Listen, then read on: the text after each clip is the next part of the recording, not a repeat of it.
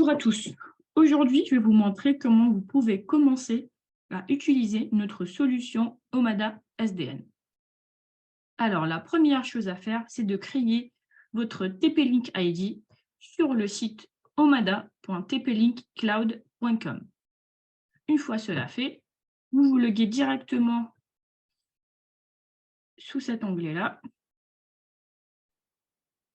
et vous allez tomber sur une plateforme web, plateforme applicative qui regroupe tous vos contrôleurs. Alors, il faut savoir avec Omada SDN, on a 3 types de contrôleurs. Contrôleurs basés sur le cloud 100% TP-Link, contrôleurs matériels tels que l'OC200, l'OC300, contrôleurs logiciels téléchargeables directement sur notre plateforme officielle. Pour le contrôleur logiciel, vous devez l'installer sous soit votre serveur, votre machine virtuelle, comme vous voulez. Hop. Je viens ici, je vais lancer mon contrôleur cloud. Et je vais avoir une nouvelle fenêtre qui va s'ouvrir, qui représentera une vue globale de mon organisation. Alors, l'organisation, c'est quoi? L'organisation, ça peut être, par exemple, vous, l'intégrateur, et tous vos sites que vous créez ou vous avez préalablement créés, tels qu'ici, moi, j'ai l'hôtel de Vélizy, mairie de Marseille, École Saint-Pierre, cabinet d'avocats, etc. Mes sites représentent les clients finaux. Ici, vous allez avoir une vue globale sur tout. Comme vous voyez là, j'ai 4 sites créés, un routeur, son état est connecté, un switch connecté aussi, 4 zappés connectés, 0 client connecté pour l'instant et 12 alertes.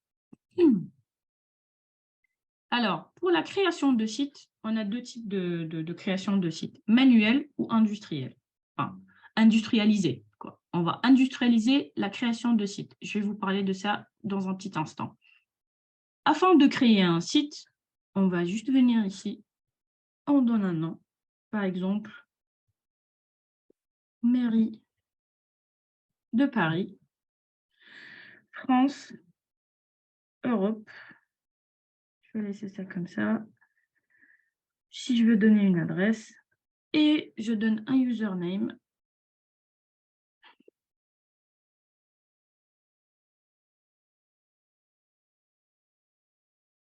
Et un password.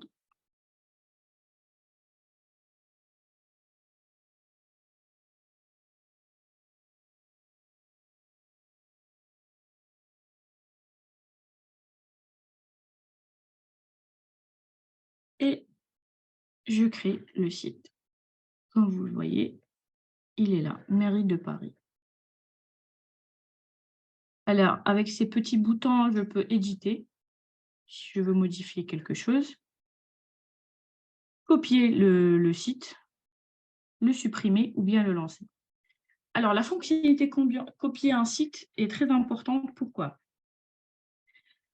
Parce que peut-être vous, vous allez avoir 10 clients finaux qui vont avoir la même configuration sur certains critères et une configuration différente sur d'autres critères. Vous pouvez créer un site type une seule fois et vous allez le copier et le recréer 9 fois de suite, sans que vous le faites manuellement 10 fois. Alors, pour l'industrialisation de création de site, se fait ici. Importer un site, on peut comme je vous ai dit, le copier ou importer directement localement le fichier de conf, ou bien l'importer à partir d'un serveur via FTP, TFTP, SFTP ou SCP. On met l'adresse IP de notre serveur ici, le port, le username, le password et le file path aussi. On a aussi la sitemap avec lequel on peut géolocaliser très spécifiquement nos sites créés. Comme on voit là, j'ai 2 sites.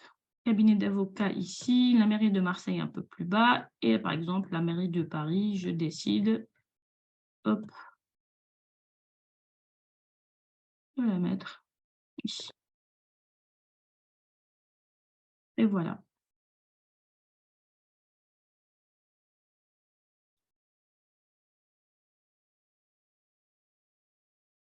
Sous cet onglet-là, j'ai tous mes produits, tous mes équipements que j'ai déjà adoptés sur tous mes sites.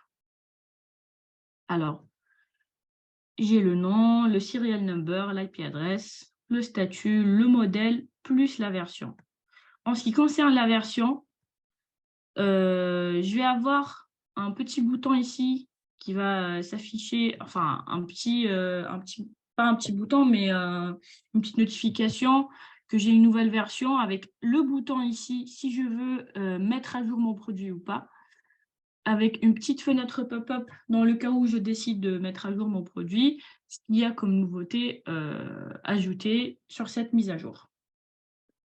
Pareil, si on veut ajouter un produit pour la première fois ici, je peux sélectionner directement sur quel site je vais l'ajouter. Je l'ajoute soit manuellement ou en important un fichier en XLS ou en CSV. Une fois cela fait, mon produit va s'apparaître directement dans cette liste et l'état à adopter. On peut l'adopter directement via un bouton qui va s'afficher ici. Et en dernier point, qui est très important, sur le contrôleur, on a la possibilité de créer plusieurs utilisateurs. Alors, par défaut, il faut savoir qu'il y a un master administrateur, un administrateur et un viewer. Pour créer un utilisateur, je viens ici, je mets son TP-Link ID, je choisis le rôle. Est-ce que je lui donne le privilège sur tous les sites ou seulement des sites spécifiques? Et puis c'est tout. Un point très important à retenir, les rôles, bien sûr, on peut les personnaliser et créer des rôles spécifiques à notre besoin. On le fait ici. On ajoute un rôle, par exemple, support technique niveau 1. Je peux lui donner l'accès à modifier les devices, modifier la config du device, adopter de nouvelles devices. Je peux lui donner la main pour modifier les logs, etc., etc. Vous avez tout le choix à personnaliser via cette option.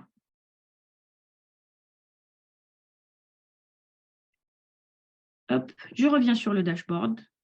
Du coup, juste pour récapituler rapidement comment vous pouvez commencer à utiliser Omada, vous allez sur le site, celui-là, omada.tplinkcloud.com, vous créez votre TP-Link ID, vous vous connectez, vous devez ajouter votre contrôleur, celle que vous voulez, celui que vous avez acheté quand vous voulez, le type de contrôleur. Une fois cela fait, vous lancez votre contrôleur et vous allez tomber directement sur la vue globale. Ça sera tout pour aujourd'hui. Merci à tous.